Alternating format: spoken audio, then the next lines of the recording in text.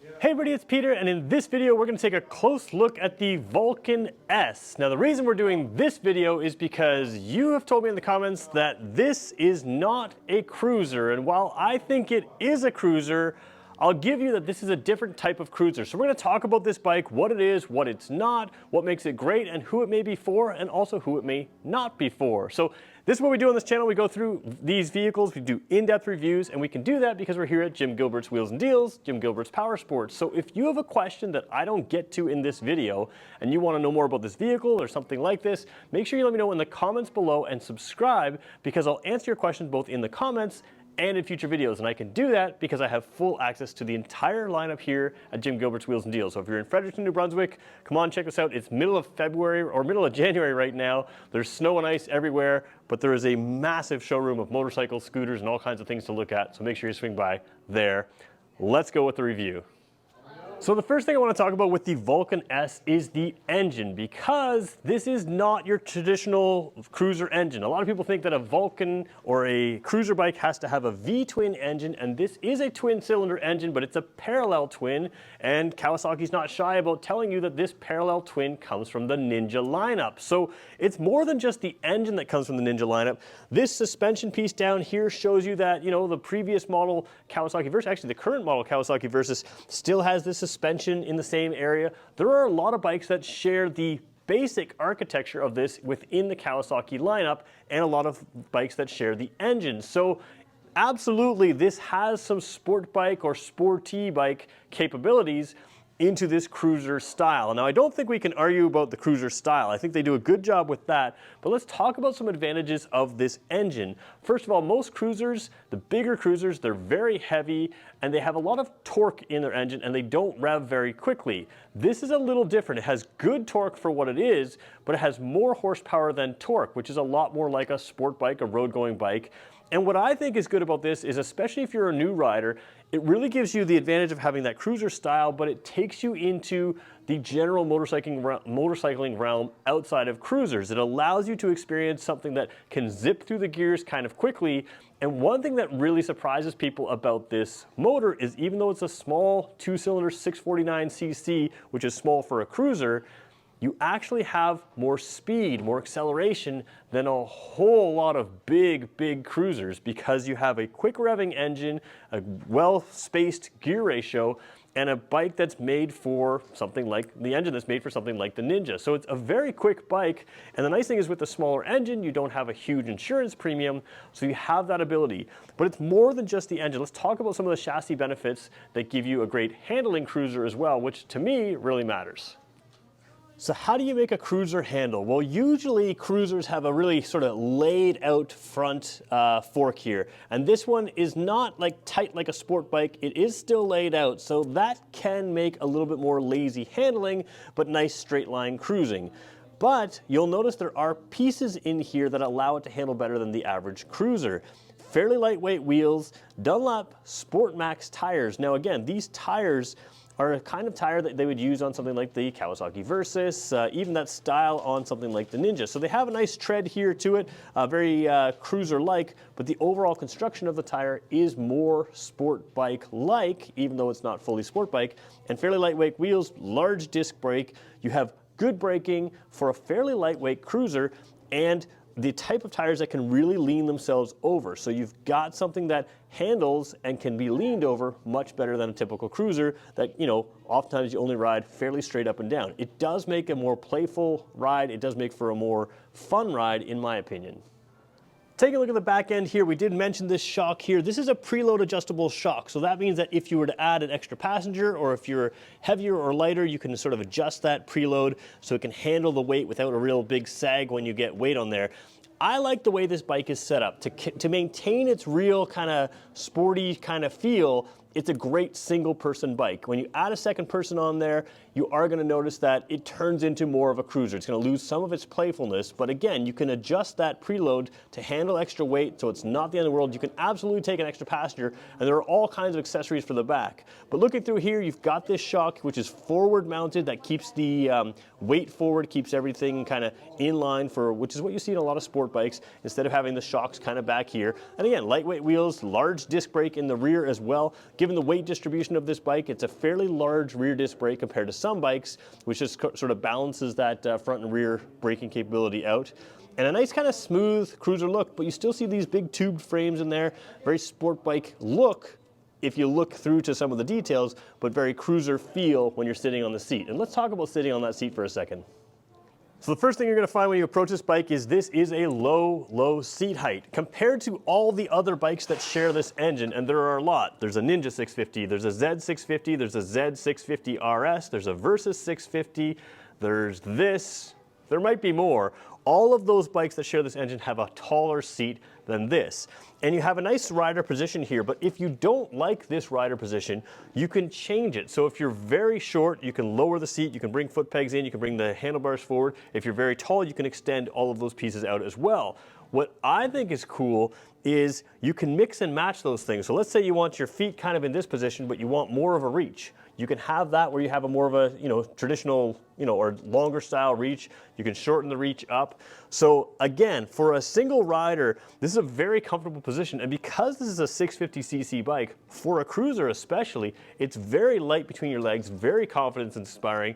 So whether you're a new rider or an experienced rider, because that cruiser style gives you that feet to the floor style easily, it just makes it really comfortable. And this is a bike that you can use on long trips. So again, being that 650 sporty engine, a lot of people think, oh, it's an around town country road bomber. It's great for that.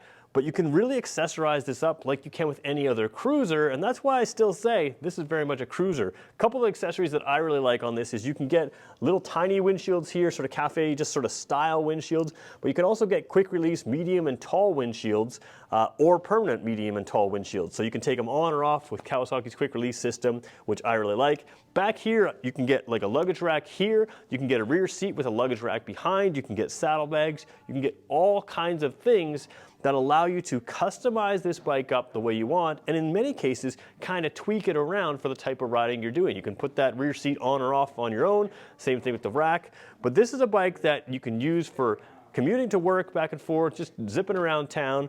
And again, that quick revving engine makes it fun doing that, but it's also something that you can stretch its legs out and go on the highway. So I'll show you that ergo fit, what they show on the website here. There's 3 different triangles here. There's sort of a red, a green, and a blue. That sort of shows the different small, medium, large type sizes that it has. But keep in mind as well, you can mix and match some of those pieces, and that's what makes it really versatile as far as fitting different riders and turning it into the bike that you want. There's not another Kawasaki bike with this engine that allows that versatility and seating position right from the factory. So that's one of the things that really kind of appeals to me about this bike. Very comfortable, great visibility, sporty for a cruiser, good support here, very, very good. Let's take a look at some of the controls here. You've got nice simplistic controls, which is again, very cruiser-like as well. So taking a look at the dash, there are bikes with this engine, such as the Versys 650, which have a TFT display, sort of looks like your cell phone display. I kind of like for the cruiser that they haven't updated this yet, but you do have good information here. So the key just below the shot here, right just ahead of the tank.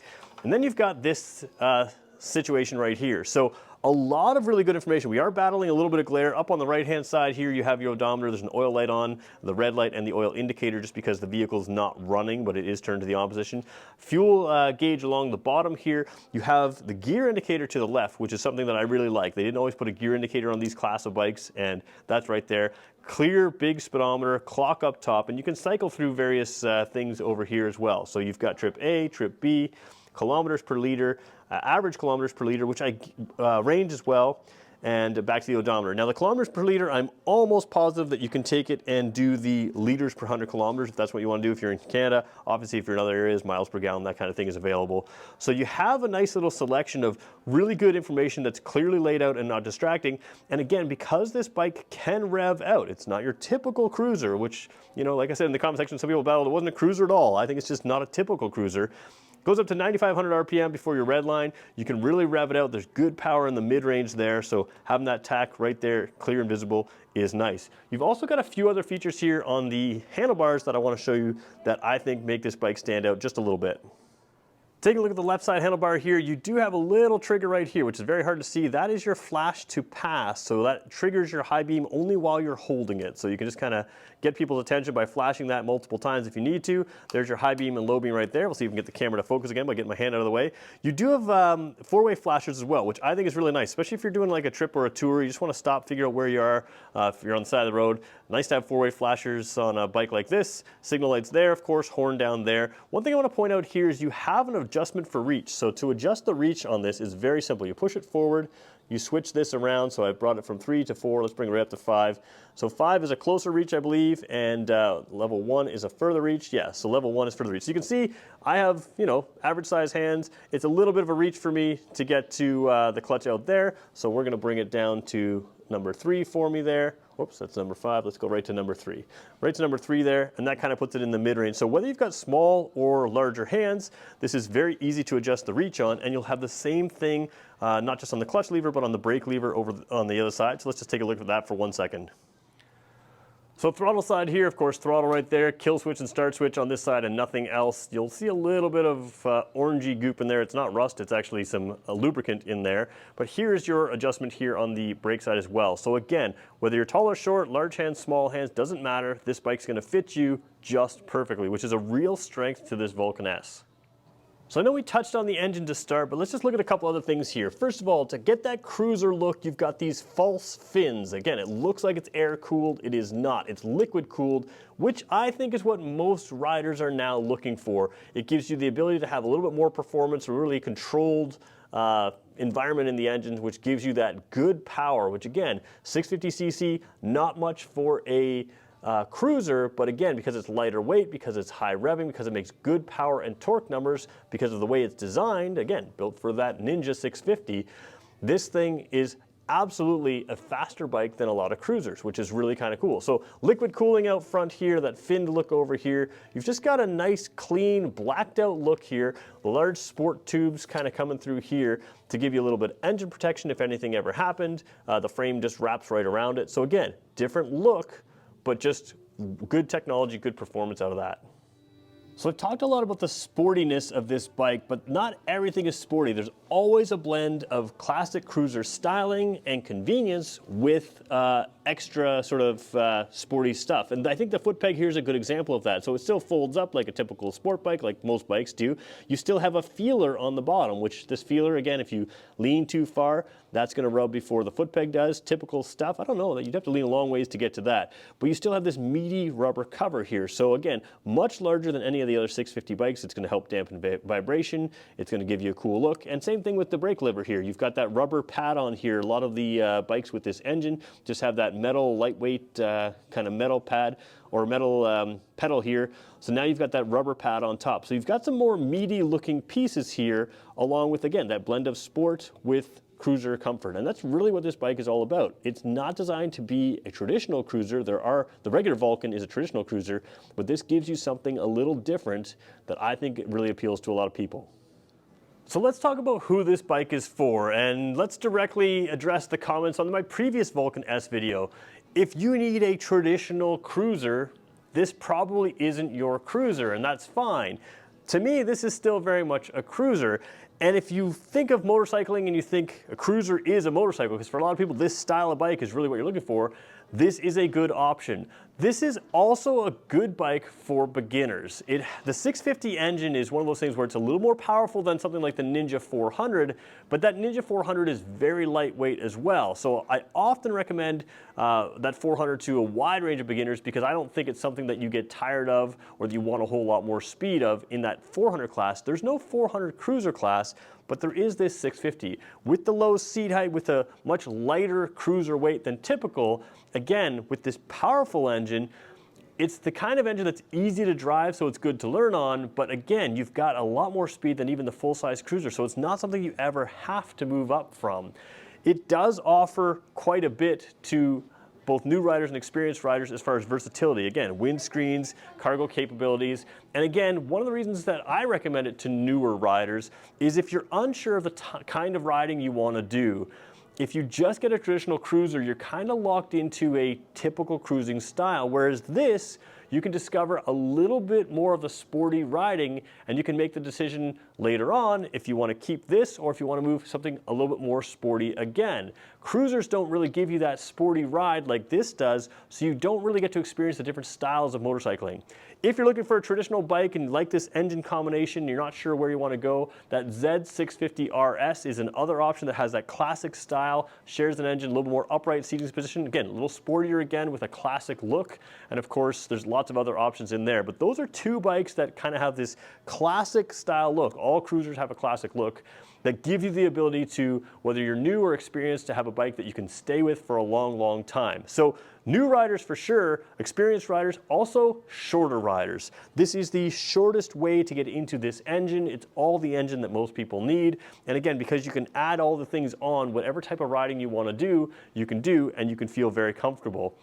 It's also a fairly economical cruiser to get into. A lot of people think with that engine size it's economical and it's just way slower. That's not the case as well. So it really fits a lot of versatility as far as who is this going to be for and who rides it. So is it right for you? Well, you can let me know in the comments below. If it's not right for you, no problem, that's fine, maybe it's not your bike. But for a lot of people, this gives you that versatility and that cruiser style that I think a lot of people are looking for. And again, that the ability to add the Kawasaki accessories right to this makes it something that you can really diversify your type of riding with. So there you go, we're gonna thank Jim Gilbert's Wheels and Deals for giving us access to this complete line of vehicles. And if you're looking to look at this, make sure you subscribe. We'll do more videos on this, and swing by Jim Gilbert's Wheels and Deals. There's a whole showroom full of these, even in the middle of the winter. Thanks everybody for watching.